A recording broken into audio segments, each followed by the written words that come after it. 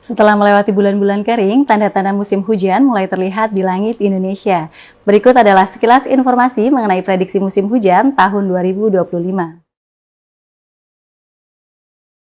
Awal musim hujan di Indonesia tidak terjadi secara serentak.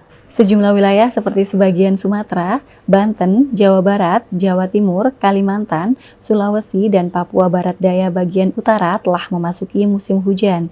Sebagian besar wilayah lainnya diperkirakan akan terjadi bertahap pada September hingga November 2025.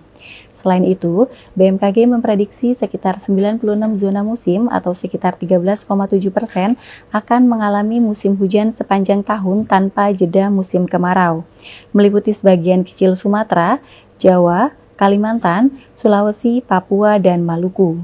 Pada bulan Oktober, awal musim hujan diperkirakan terjadi di 149 zona musim atau sekitar 21,3% wilayah Indonesia.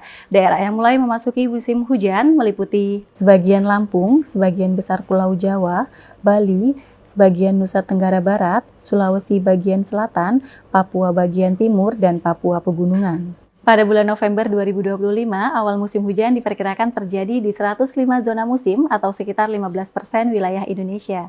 Wilayah yang mulai memasuki musim hujan mencakup sebagian besar Nusa Tenggara Barat, sebagian besar Nusa Tenggara Timur, Sulawesi bagian tengah dan tenggara, sebagian Maluku, sebagian Papua Barat, serta Papua bagian utara. Berdasarkan kondisi curah hujannya, sebagian besar wilayah Indonesia diprediksi mengalami musim hujan normal atau mirip dengan kebiasaannya.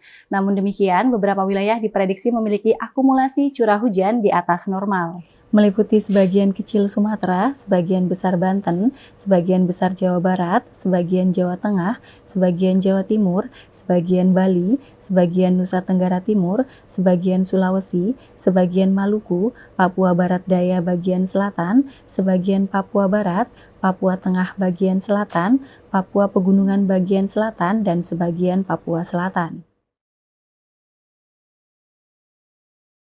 Puncak musim hujan tahun 2025-2026 umumnya diprediksi terjadi di November hingga Desember 2025 dan Januari hingga Februari 2026.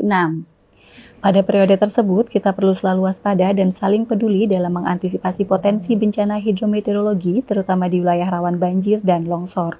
Dalam menyongsong musim hujan, diperlukan peningkatan kesiapsiagaan terhadap curah hujan tinggi dan kelembaban udara yang berpotensi memicu ledakan hama serta sumber penyakit.